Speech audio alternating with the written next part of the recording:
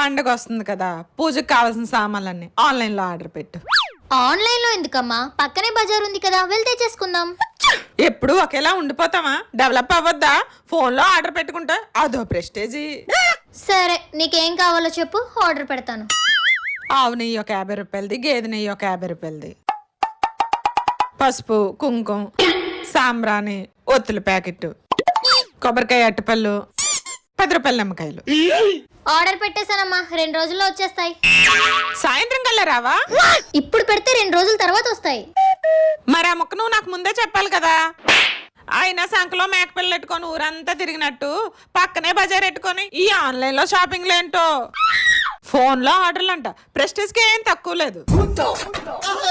ఎవరి దగ్గర నుంచి వచ్చాయి బుద్ధులు?